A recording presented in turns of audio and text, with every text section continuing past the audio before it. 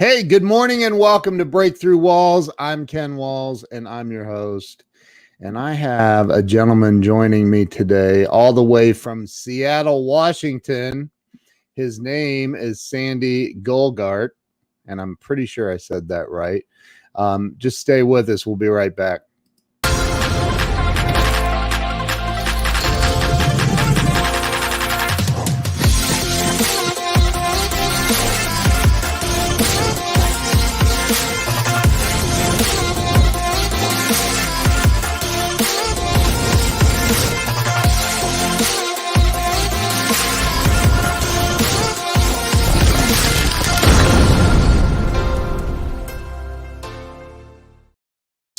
Okay, we're back. Let's bring Sande on. Sande, welcome to the show. Thank you, Ken. Great to be here.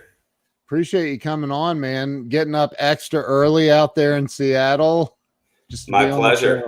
It's awesome, man. Yeah. So we already have some people joining us on the live stream. So Sande, I created this show about 2.5 years ago. I've interviewed over 300 celebrities and entrepreneurs.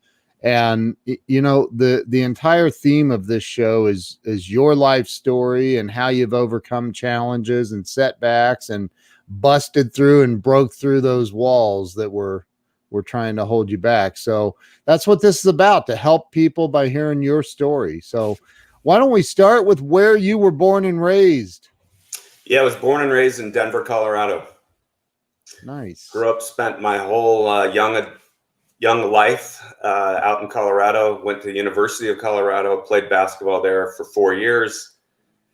Got married shortly after college, and then after a vacation down to Mexico in a hotel on the water, we came back, felt very landlocked, and we said, at this point in time, we really should figure out how to live by the water.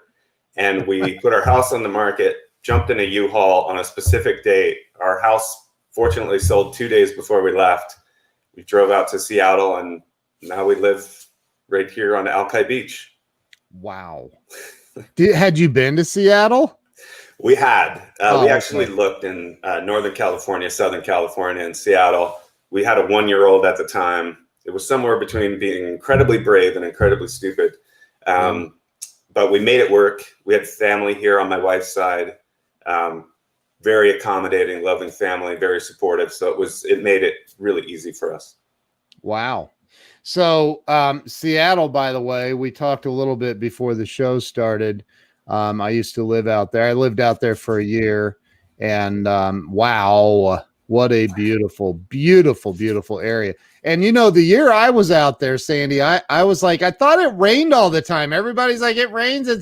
It didn't rain at all, like hardly at all. And people are like, yeah, we the people that are from here, we started that rumor to keep people away.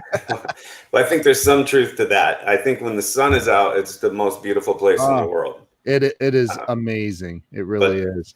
There are 4 to 5 months where they really make you appreciate it when the sun does come back out. Yeah. And you definitely learn to appreciate it. You do. Yeah. Those are the winter months, right? That's right. Fall through winter kind of ish. It gets dark at about 4:15 in the afternoon. That was crazy. Yeah. I found that a little bit crazy. But it's an amazing place. It is. So and you know, off the coast of Seattle, am I saying that right? Off the coast of Seattle, you can see whales once in a while out there. You can see them a couple 100 feet from our house. There's a pod of killer whales that actually live right here in the Puget Sound that travel up and down. And to my surprise, as I learned about it, they actually travel and migrate more in the winter than they do in the summer through this channel. Yeah, it's pretty cool. It's amazing. Yeah, it's so beautiful out there. So, well, there's recently been some events that maybe lessened its beauty a little bit, but we won't go too far down. It's a little chaotic at the moment, but we'll get through it. Yeah. So you grew up in Denver, which is another beautiful city. What was it like for you growing up out there? And were you a Broncos fan? So growing up in Denver was amazing. Yeah. But you talk about early setbacks, or early challenges. Try growing up in the schoolyard with the first name Sandy and red hair. That gets you started, right? It's like You learn how to fight early. yeah, or at least defend yourself. Right. So I remember early on, I heard things on the news about people like Sandy Grossman, who did football broadcasting, and then Sandy Koufax. And I said, wow, man, all these famous people who do really great things, their first name's Sandy. I must be destined to do really great things. And I just made up my mind that, so that's what I'm going to do. And of course, awesome. Yes, I'm a Broncos fan, and we have endured, so much, but yet achieved so much at the same time. One of the few franchises that have won 3 Super Bowls, very few that have won back-to-back, the highest of highs and the absolute lowest of lows. Maybe not the lowest of lows, but some pretty low moments, especially in Super Bowls. As a kid, I got a for whatever reason, my mom got me a Denver Broncos starter coat, winter coat. Yeah. And by the way, my buddy Glenn Morshower, I don't know if you know who he is, but he's a redhead too. He played Agent Aaron Pierce on the TV show 24 for 7 years. He's in Atlanta filming for a current show called The Resident. He's great. on The Resident, but anyway, he's a redhead too, so he can relate. I'll probably see him at the annual meeting. But anyway, so I had this Denver Broncos jacket, and I thought, well, I got the jacket. I can remember I was like 6 or 7 years old. I don't know. I was like, I got the jacket, so I guess I'm a fan. And then something happened, and I became a Steelers fan at a young age, and I've never changed back. So yeah. Well, I'm not to know what years those were, but there were a lot of things to like about the Steelers back then. It was in the 70s. Yeah.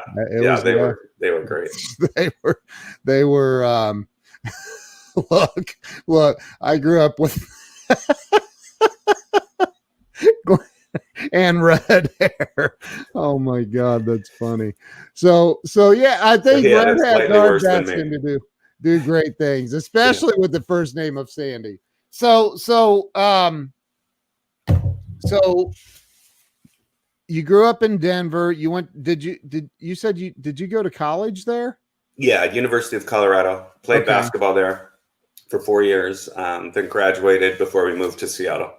Did I see a Google article about you winning some kind of something? What was it I saw? I have to go. Could have been the National Slam Dunk Championship. That was it in high school. Yeah. Did you win it? I did. Dude, how tall are you? 6'5". Wow. You won the National Slam Dunk Championship. Yeah.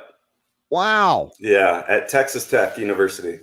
Oh my gosh, man. Wow. One of the only things I like to remember about being in Lubbock, Texas was winning that particular event. And I still have people that come up to me or will find me online and say that they were there and strike up a conversation. And I just turned 48 2 weeks ago. And my promise to myself is that I will still be able to dunk after 50. So I had to go out in the backyard in the cold rain and throw one down really quick and get it on film and make sure someone was there with the tape measure just to validate and make sure I wasn't using camera tricks. Wow. So you can still dunk? Yeah, as of 2 weeks ago. Wow. I haven't done it today.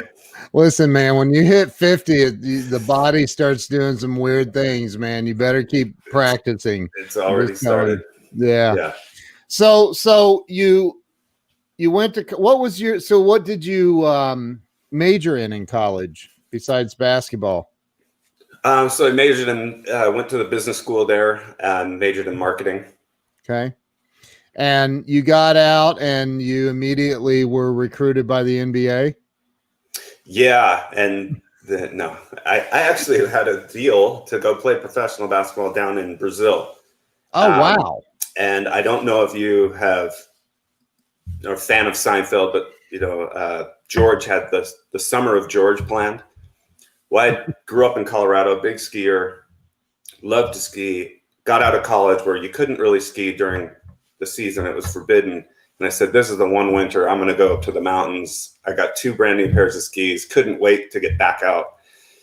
First day, first snow, October 16th, really early. We hiked up to the top of Pike, or not Pikes Peak, but the divide. Yeah. Right, the Continental Divide.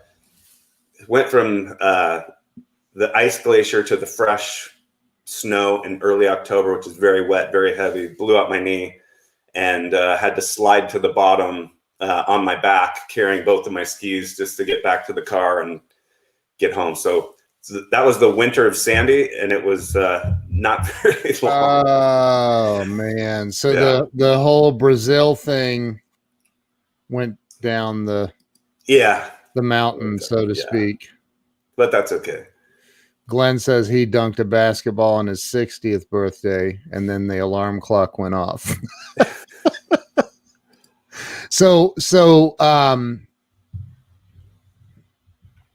wow. So what went through your head? What happened? I mean, obviously that killed the Brazilian deal, right? Killed the Brazilian deal. And, you know, most everything works out, you know, in the end. But yeah, I went back, saw the trainers at the University of Colorado, who were fantastic. They tested it, said, look, you blew it out. You need to do surgery tomorrow. So I did it, rehabbed, called the guy back a year later, told him I'd fully rehabbed, was ready to come down there. And he said, you could be somewhat glad you didn't come down. The team folded. Everyone was stuck here, had to get plane tickets home. Oh, geez. You know, and at that time, you know, professional basketball players down there were making like $50,000 US cash. So, you know, it was a decent deal, but it wasn't like the NBA or anything like that. So you could made it home, but it was not meant to be. Wow. What I mean, so I like this because you had to have had some sort of an identity of I'm a national slam dunk champion here, played through college, and now it's time to move on to the NBA. It just seems like a logical order of things.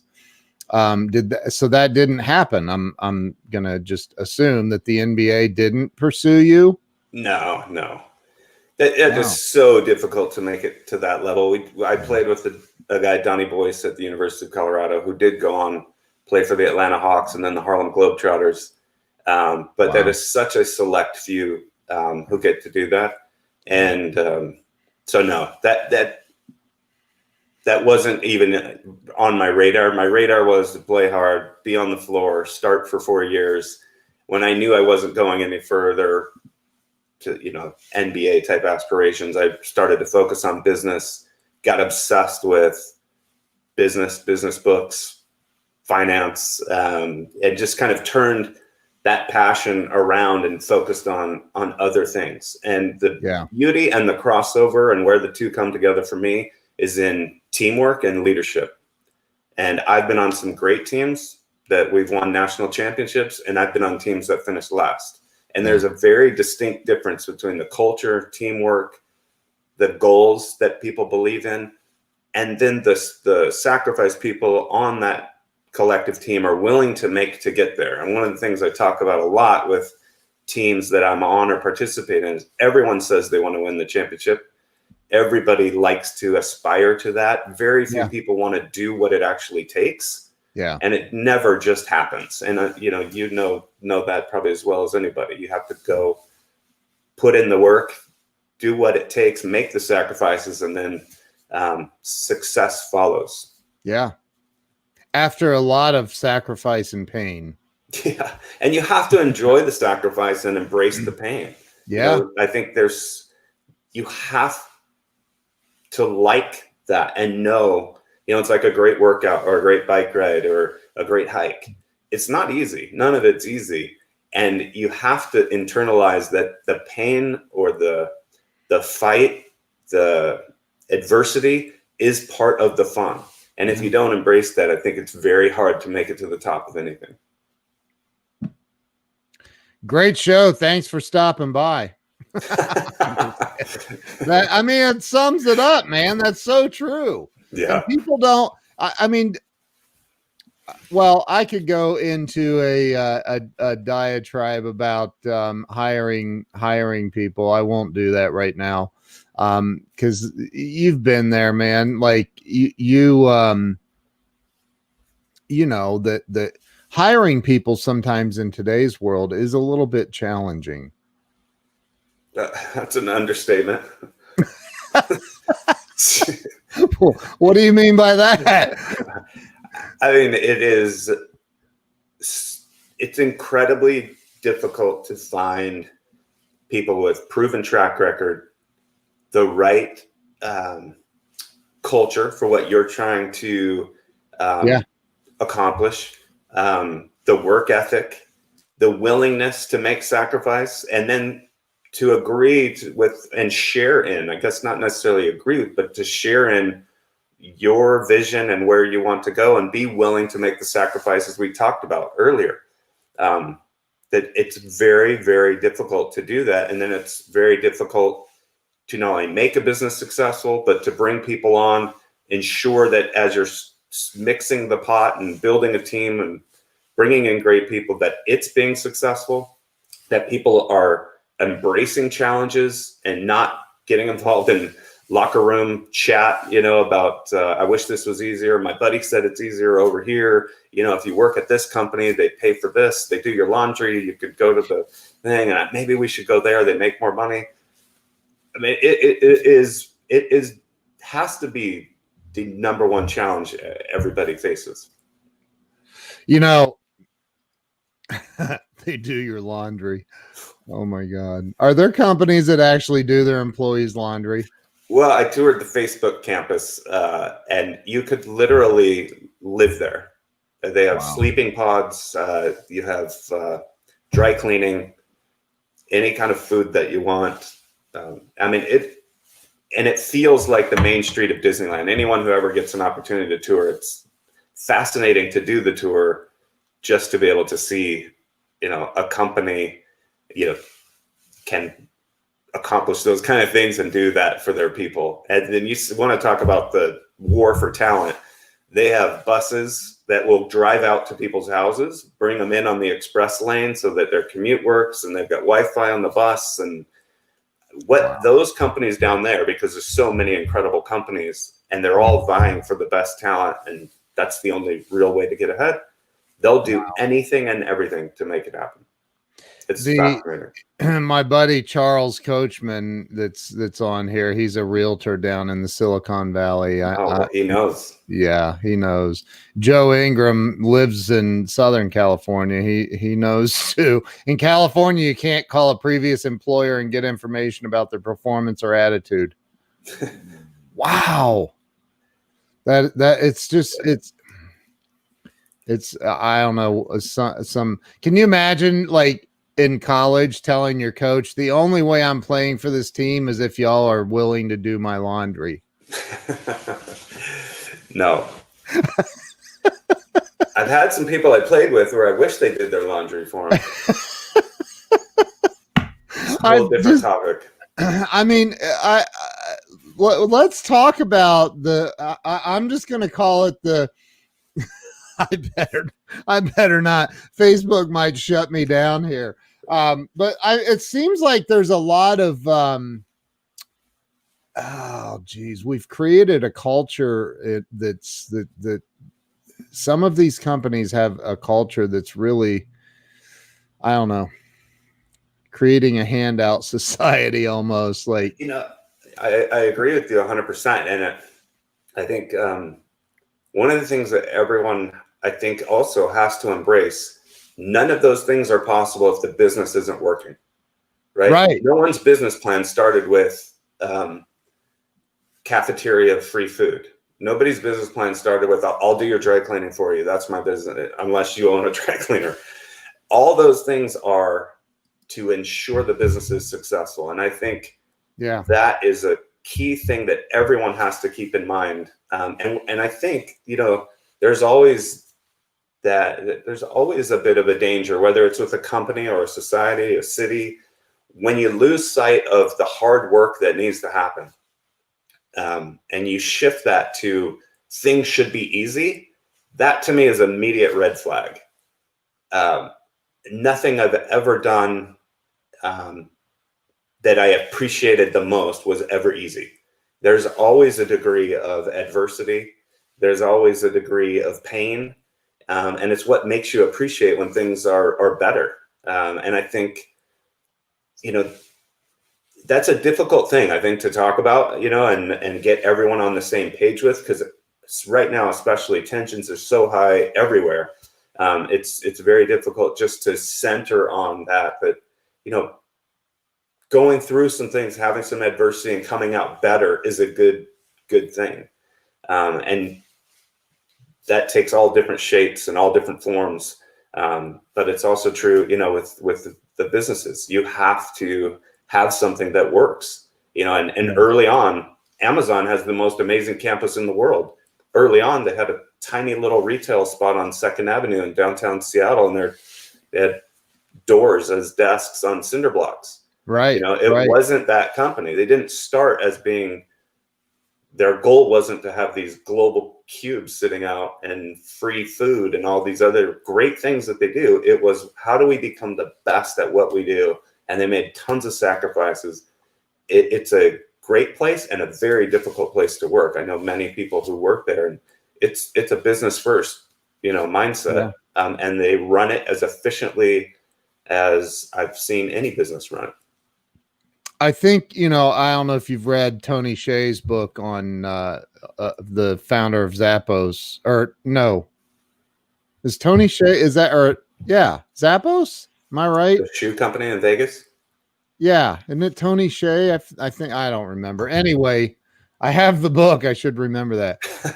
But because he's got the Pod City in Vegas. Like he's got all the tiny houses set up, and it's a little, we lived out in Vegas for almost a year, or about a year. And it's interesting, he's created and he's a great guy too. And he's just created this amazing culture.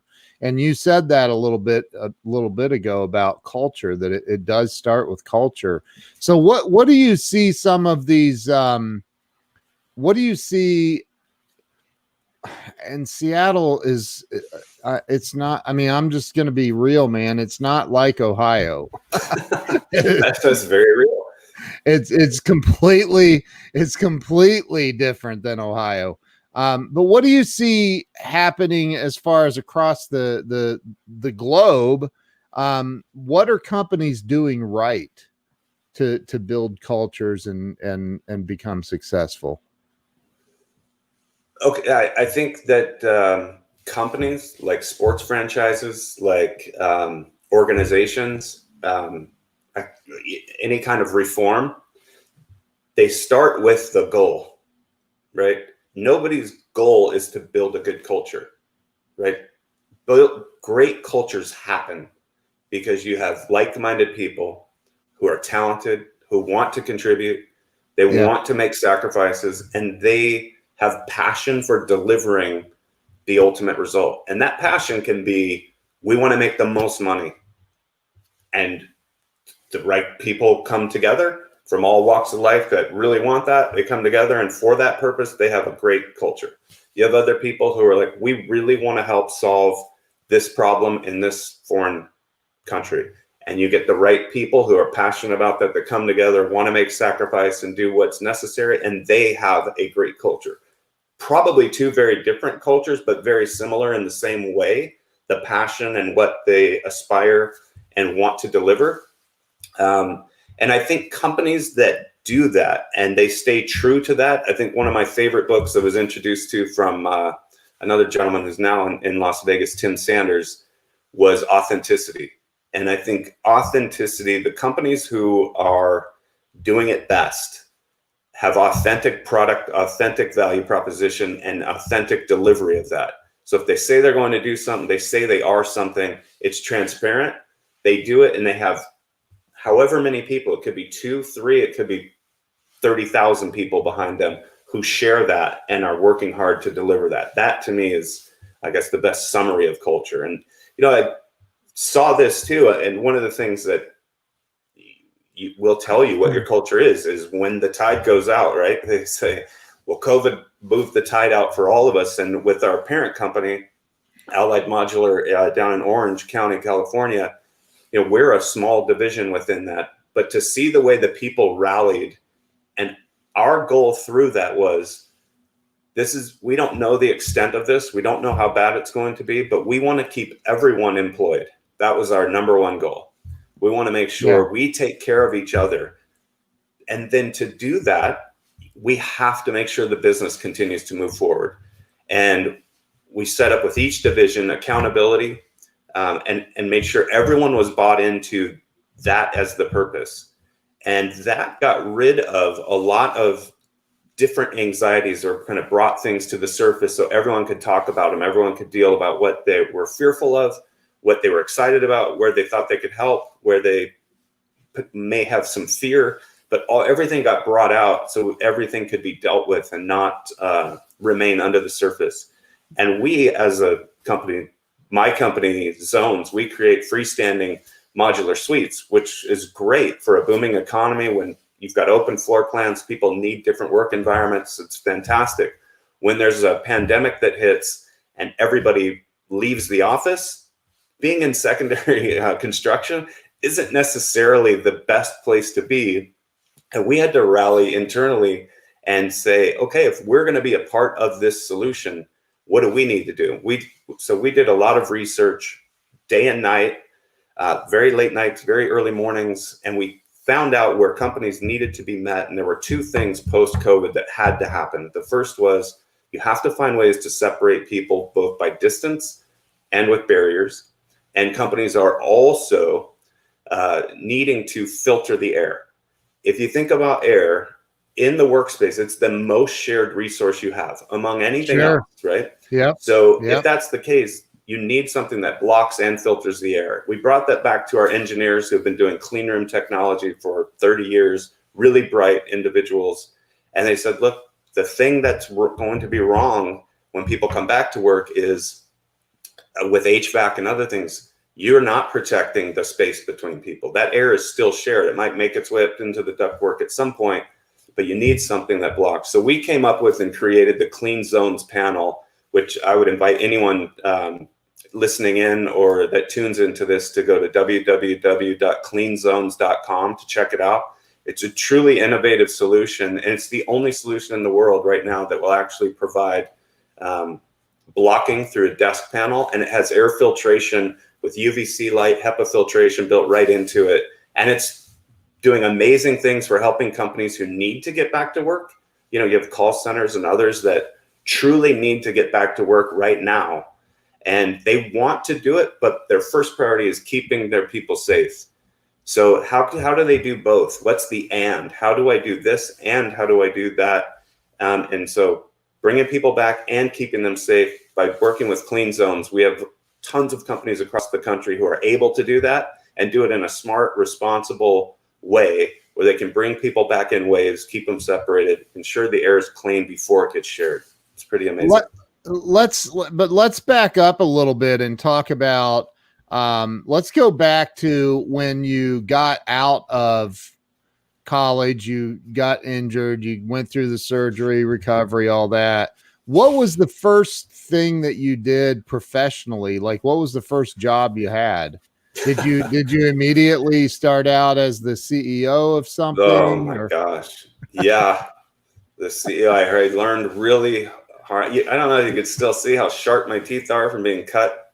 I went into life insurance business. No salary. Eat what you kill. Yeah. I did that for 3 years. And like I said, we talked a lot about culture and different things. That taught me some of the best lessons I've ever learned. And it was tough. I look back on it and go, God, why would you do that? Why would you have this great network and go to work where you don't even get paid, right? You don't even negotiate a base salary. No. But I at the time became enamored with other things about it. And I thought there were some interesting aspects. I learned a ton, and I learned that you do have to work exceptionally hard, and you have to be authentic, and you have to deliver something for value if you want to eat. And so for 3 years, and with the 1-year-old and my wife, that was the only option we had. And that's a good way to learn. That's part of embracing, adversity, I think. Then I realized how much I didn't like what I was doing. Yeah, right. That was Denver? That was Denver. Yeah. And then so you did that for a few years. Where did you go from there? I mean, and look, I mean, that is tough, man. And you're also learning, you better learn how to sell along the way too, right? Very tough. And you think about the companies we were talking about who do your laundry for you. Yeah. This company, we would fly back to your annual meeting as a 23, 24-year-old, and they made you pay. Yeah. Out of your own pocket to come to the company meeting. Yeah. And people buy into that culture. So that's a culture very different from Facebook, but sure, it works for them. They're a wonderful 5-star rated company. I can't say anything negative about them. It just wasn't right for me. Right. So anyway, we fell in love with the idea of living by the water, decided that was our primary goal and objective. We all bought into that. You hauled our way out.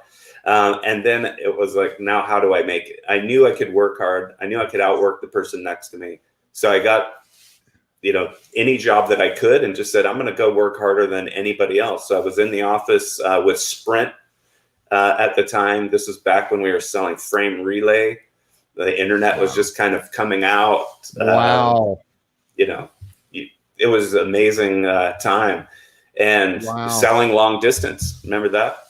That was MCI Sprint, wasn't it? Wasn't it Sprint at the time? But again, it was one of those things that really made you kind of cut your teeth on sales. And so I committed to being in the office before all the gossipers got into the office and started chit-chatting.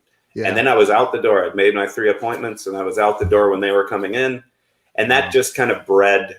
So I went to work with Quest, which is a great Denver company back at the time, and then got into the startup world and just kind of grew it from there. I finally landed at the end of the .com crunch. I thought I should go into real estate. That sounds like a great place to be. That no matter what happens, that will be good. So I got into commercial real estate right when the bottom of commercial real estate. It was in Seattle, and the bottom just tanked, which again taught me so many different great lessons making it through that. And I'll tell anybody, especially that's listening today, who might, need to hear this, but that is the best time to earn advancement, right? Yeah. A lot of people run the other way, but that's when your company needs you the most. And I advanced more during that downturn from 2002 to 4 than I have ever since. I went from kind of an account executive to area vice president, regional vice president, and just assumed all the responsibility and kind of said, hey, let's put this on my shoulders. And this was in real estate? Yeah, it was through a company at the time called HQ Global Workplaces, which is a shared office group. Yep. They had the largest at the time, about 450 locations. This is way pre WeWork and that sort of thing. Then they were acquired by Regus. And because of that, Regus is by far, IWG, the largest provider in the world. They've got nearly 5,000 locations. And so throughout that whole time, I had worked to do everything I could to help lead from the front, right? Not follow and gossip and do those kind of things. And it was rewarded when Regus purchased HQ. There were 18 vice presidents all sitting in the same room across the US. And there were only going to be 3 that survived that acquisition. Wow. And I was the only one on the small fish side who got acquired to make it through that in that same level and capacity. And then had a great 16-year career with that company. With Regis? With Regis. Wow. Regus. Yeah, I know who Regis is. Yeah. Yeah. Wow. Yeah. That's impressive. Yeah, that was. Then, did they fire you? Thankfully not. They probably resisted every temptation for 16 years, but somehow I was faster than the person next to me. Yeah. Wow. But no, I got to a point there where, and this is just my own personality, I felt like I could do the job with my eyes closed. I launched something new, which was their corporate workspace as a service initiative. We signed up incredible clients like Verizon, and I won't go into what we did for them, but we saved them millions of dollars on their real estate by getting rid of wasted space. Unused space is the most expensive space in your real estate portfolio. So we gave them where they were just going to pay for exactly what they were using, right, when they needed it, and eliminate the unused, unoccupied space. Launched that. Really wanted the company to embrace that as a model. There was some fear internally about maybe that would skew and kind of put us too much at risk. And we just kind of got into this dead zone for about a year. And I just was like, I got to do something. I can't just sit and collect a check and not really grow this. And I found some other opportunities and with some great people and have learned a ton since then. And now being at Zones and a part of Allied Modular, really helping to help people make the construction process easier and be able to build and make that easy. Anyone who's tried to build understands how difficult it is to get a project done. And, you know, Allied and Zones, we've done a lot to really make that process easy. So it doesn't sound like you were one of the people in the occupy that zone of Seattle. No, I value my life too much to be a part of that. That was just insane. I mean, all the way around. That was crazy, man. Yeah. So no, I'm kidding. You said I couldn't just sit around and collect a check and not do anything for it. But so you don't own the company then? I for some reason I thought you owned it. Partial owner. Okay. Ownership, yeah. But it is a division of a larger company. Gotcha. Out of which Orange I'm very County. thankful for. Yeah. Yeah. Right. And so how long have you been doing that? So I came on board last July. Okay. This division was not getting off the ground the way the CEO wanted it to. Yeah. And we came in, did some basic things, some fundamental things, got centered on what we really wanted to be.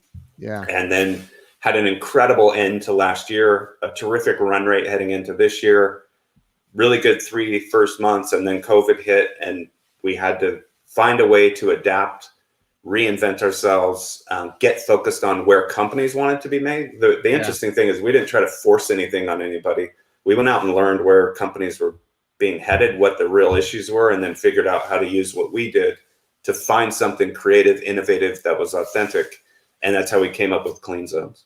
So tell me though, in layman's terms, I guess, try to explain for the average listener or viewer here, break it down as simple as you can. What do you guys do exactly? As Zones? Yeah. So Zones, we manufacture and build prefabricated freestanding suites or rooms. So whether you want a phone booth in an open floor plan so you can have privacy, whether it's visual and or acoustical privacy to make a phone call, you know, when you're sitting in a benching situation and you've got everybody right around, you might not want them listening into your phone call with a doctor or a problem your child might be having at school, or a really important sales call or an amazing podcast you got invited to.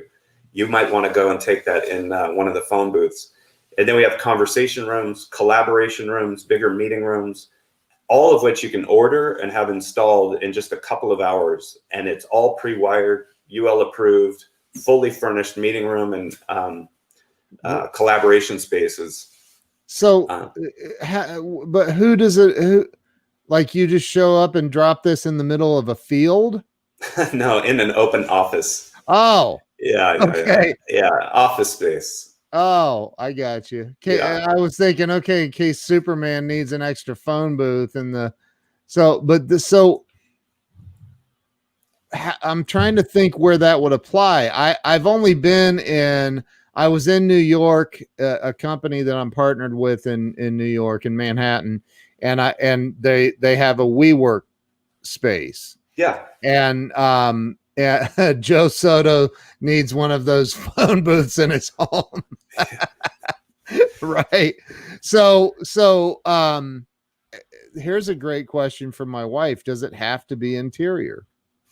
It doesn't have to be, but our parent company handles exterior. They do, like, if you go to the Facebook campus, by the way, and you look at the guard shacks, the people who check you in as you're coming in and out, Allied Modulars built those, and they built exterior rooms, negative pressure rooms, all sorts of things, 2-story spaces. So, wow. So like, for example, I was in the WeWork office in New York, and I forget which floor. It's way up in this skyrise building, but yeah. And they had, it seems like they had things like that. Absolutely. But they had these little, it was almost like a, this one part was almost like a Denny's. Like, you would have these meetings in these little cubby things. And it was, I thought, weird a little bit. Yeah, frankly. It's, it depends on the style that people like to work in. But again, if you think of the open office, the reason the open office exists, just really quick, 15 years ago, designers were planning for 250 square feet per person, right? If you multiply that times market rents, San Francisco, $85 a foot. Wow. That's a big number. So if you can take that and get that down to 65 square feet per person, you're going to win big time on your balance sheet. Yeah. So that's what companies did. So they created an open floor plan. That's how it was. A lot of people disguised it as collaboration and other things, right? But yeah, right. The reason people sit right next to each other is not to collaborate. It's because finance said, we're giving you a third of the space we used to give you, but you'll love it. It's called collaboration. Yeah. So that's how it got there. That's why it's probably not going to ever revert back. You won't see people spending that kind of money on office space. You'll see office space shrink. You'll see more efficient uses and better division, and probably a lot of clean zone panels. Yeah. But so in that, what people learned really quick is they oversold the collaboration. People didn't have privacy. They couldn't get their work done. And different workers work differently. Some people need privacy. Some people thrive in chaos. They put their headphones on, they crunch away, and they could care less how close they are or what's around them. And they're just in the zone. Other people can't concentrate. They can't get anything done. They can't do any cognitive thinking with all this distracting. So the best companies provide their people with the right space, the right atmosphere, and the right tools to do the job that they need when they need to do it for the period of time in which it takes to do that job well. So that might be at an open desk for half the day. It might be inside a phone booth for an hour or two with some sales calls. It might then be in a collaboration room with your team to check on status and updates. And then it might be off to a Zoom call, and then in the cafeteria to celebrate a big win. But having the right place to do the work that you need to do when you need to do it is the key to any productive workspace environment. So where we come into play with that is some people need privacy. Some people need collaboration, but they don't need it all the time. And if you look at the studies and the statistics, the utilization rates of these shared rooms that we provide are almost 2 times more occupied than a personal desk that belongs to that one person. Why? because they don't need to sit there all day. They need to do other things. But when they're gone, that's wasted, really expensive office space that somebody's paying for that's not used very often. So when you can walk into a phone booth that's shared by 16 other people, it's easy to pop in and out, and you'll find those are the most occupied resources on the floor. And that's what companies are learning. And that's what's created this massive shift and this movement in the commercial office environment, is this move towards modular furniture, because it's also ever adapting. If you think of a company like Microsoft, they have over 100 buildings on their campus alone in Redmond, Washington, 100 physical buildings just to do the upkeep and the maintenance and renovation and TI work. That means they have to do, every 7 years, they have to do a massive amount of those buildings, 10 to 15 of them. But that means 85 of them are left not updated. And so you have some very dated buildings that, just because of how difficult it is to do the construction, do everything else, and those teams are changing. They're in tech. It's very fluid. And so they have to find ways of keeping up, and flexible, what we call phase 2 construction, and bringing modular offices into the workplace allow you to keep up. You can do that in a couple of weeks with a few hours, no disruption, no dirt, no mess. And you leave on a Friday, come back on a Monday, and your whole office has changed. You have all these cool modular places to go work. And you guys, so I would imagine that when COVID hit and the lockdown occurred and the all of the insanity that has ensued since then, you guys were probably like, everybody's working from home now and really don't need our rooms. I would imagine, and there, I truly believe there's still going to be a hybrid version of that. And I'm sure, I can't even imagine the conversations you guys have had. Like, that changed everything. Oh yeah. I mean, the statistics are different cities are anywhere from 12% to 35% back to work.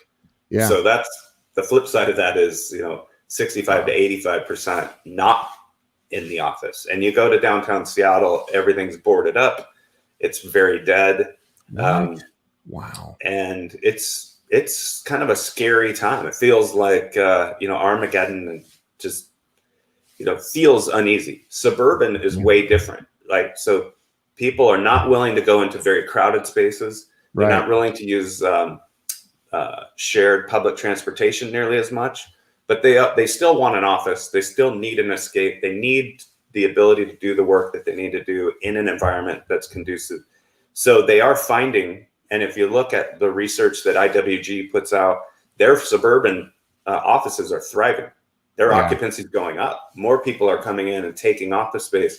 It's getting people into downtown that is proven to be a bit of a challenge. So paying attention to those things means it's just the needle is moving. Who needs our stuff? Where they need it? That part's changing. We were putting stuff into downtown, like crazy. That's where everybody was. That's where everyone was building these amazing campuses. Now nobody's there, or very few. 25%. So you're like, so you guys, I really don't like the word pivot, but you pivoted a little bit. You said, wait, instead of closing up shop, which would be an option, I would imagine. What else do you do? But so you decided, well, why don't we look at how we can create environments that where we're cleaning the air? Well, I think a really important thing that we did, and this is why I think the Clean Zones has been as successful as it has, is we didn't try to think what we could force onto people. Right. We spent a good month trying to figure out what people needed and what they were going to need on the back end of this. And that became really clear in the research that people needed a way to help divide, physically divide, not the way division's happening in other places, but how can we physically divide and with space divide people and de-densify workstations? And then how do you clean the air? And we knew that those were two big challenges. We also knew that HVAC was going to be very difficult to address these problems. And you had to find something that would address the clean air at the source. Then we said, let's go figure out how to solve this problem. We did very rapid prototyping, tons of testing, a lot of late nights, early mornings, that kind of thing, and then launched the product with great success in July. But the upshot of that for our core business, if you will, is that it allowed us to take a deeper look at how could we improve our freestanding suites.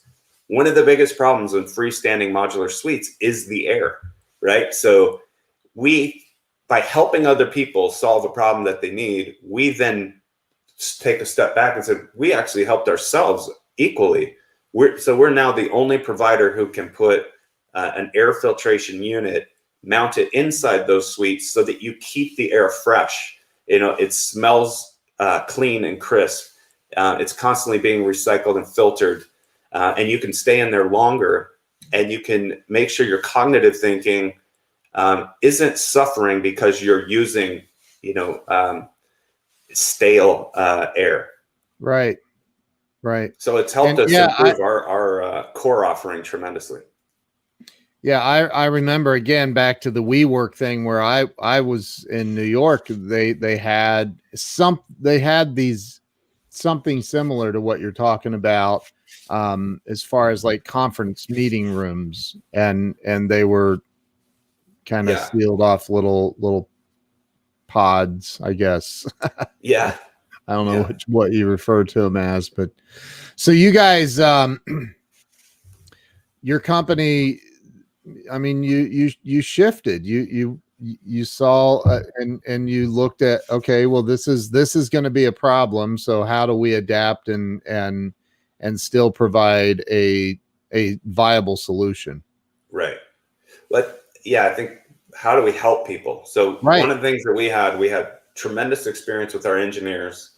We're building clean room technology, which is keeping rooms as disease-free as they need to be and as clean as they need to be for the work that needs to be done.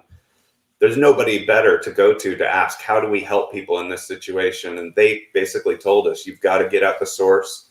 You have to create the barrier. You have to create something that's then going to clean the air before it's shared. And by listening, it really helped us get that much further ahead in a much quicker time. Yeah. If I tried to say what the world needed, boy, we'd be in trouble, and I probably wouldn't be talking to you today. Right. We really had to take the time to listen and do the research. Wow. So things are going well then?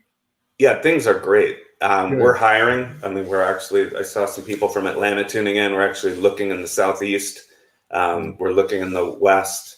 And, we feel like to some extent the world is on fire a bit. We're selling buckets of water, and we need more and more people to know about it and how we can use that to really help them be productive, be safe, and establish some more. Uh-oh. I lost Sandy. Don't know what happened. Well, I don't know what just happened. If he comes back, we'll bring him back in. But I believe his internet may have taken a dive out there in Seattle. Well, that stinks. But we were at the end of it anyway. So I'll pop up Sandy's website, www.cleanzones.com. Make sure you go check it out and follow Sandy. I'm connected with Sandy on LinkedIn, so follow him at least on LinkedIn. And I guess we're gonna wrap it up with that. He's gone, so I think his internet just dumped. But so cleanzones.com. Look up Sande, Sande Golgart, Golgart. Look him up on LinkedIn and follow him. And I will see you all tomorrow. Have a great day. Thank you so much. Appreciate you.